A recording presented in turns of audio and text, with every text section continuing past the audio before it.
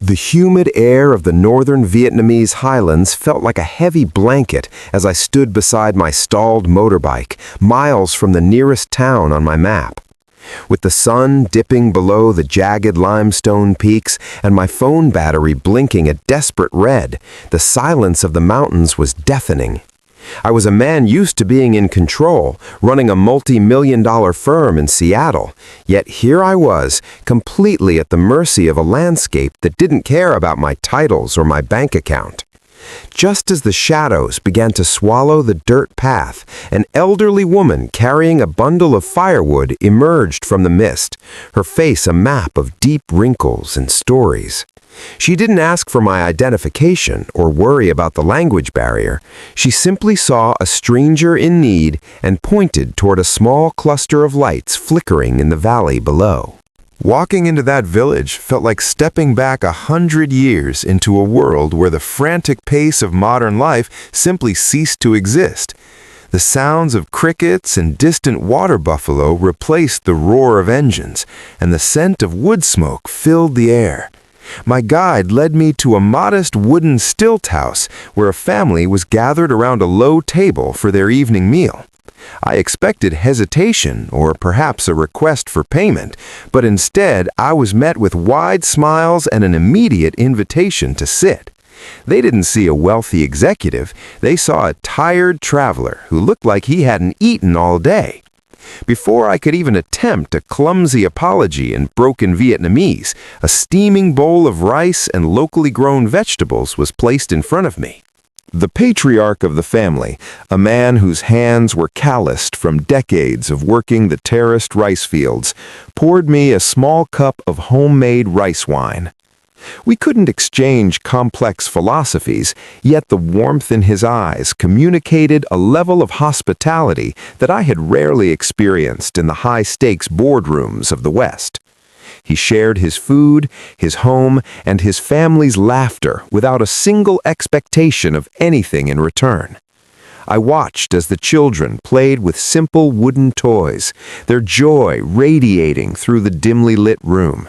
It was a profound realization that despite our vast differences in lifestyle and resources, the fundamental human desire to connect and care for one another remained a universal language that required no translation. As the night deepened, the family insisted I take the most comfortable sleeping mat in the house, despite my protests that I was fine on the floor. They treated me not as a guest, but as a long-lost relative who had finally returned home. Lying there, listening to the gentle rhythm of the village, I felt a strange sense of peace wash over me. I had traveled the world, staying in five-star hotels where service was bought and sold, yet none of those luxury experiences matched the genuine sincerity of this mountain home. These people, who possessed so little in terms of material wealth, were offering me a level of abundance that money could never purchase. It was a humbling lesson in what it truly means to be rich in spirit. The next morning, the village came alive with the sound of roosters and the bustle of daily chores.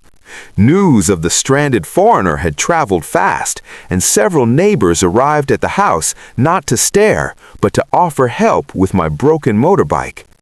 One young man, who had a basic understanding of mechanics, spent 2 hours under the blazing sun fixing the engine, while refusing to take the money I tried to press into his hand. He simply pointed to the horizon and smiled, signaling that my journey was now clear. The entire family gathered at the edge of the path to wave goodbye, their kindness leaving a permanent mark on my perspective of the world and what we owe to strangers.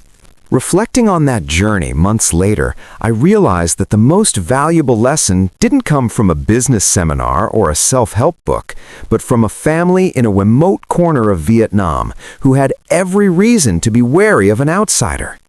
In a global landscape that often feels increasingly divided and transactional, their radical hospitality serves as a reminder of our shared humanity. They didn't care about my background or my status. They only cared that I was a person who was lost and hungry. This experience forced me to re-examine my own life and how I treat the people I encounter every day. It's easy to be kind when it's convenient, but these villagers showed me that true character is revealed in how we treat those who can do absolutely nothing for us in return. The spirit of community found in these rural pockets of the world is a powerful antidote to the isolation often felt in crowded cities. In places like these, the concept of a stranger is almost non-existent because everyone is viewed through the lens of potential kinship. This cultural foundation of welcoming the traveler is deeply rooted in traditions that prioritize collective well-being over individual gain. It challenges the notion that we must always be on guard or that every interaction must have an ulterior motive. By opening their doors, they opened my eyes to a way of living that values presence over productivity and people over profit. It is a legacy of kindness that spans generations, proving that the simplest gestures often have the loudest impact. As I rode away from that village, the tears I had been holding back finally fell, not from sadness, but from an overwhelming sense of gratitude. I came to Vietnam seeking an adventure and a break from my routine, but I left with a renewed faith in the goodness of people. We often spend our lives building walls and pursuing milestones, forgetting that the most significant moments are often the ones where we let our guard down and allow others to help us. That small village taught me that no matter how far we wander or how high we climb, we are all just travelers looking for a place to belong. Their kindness wasn't just a temporary fix for a broken bike, it was a permanent repair for a weary soul.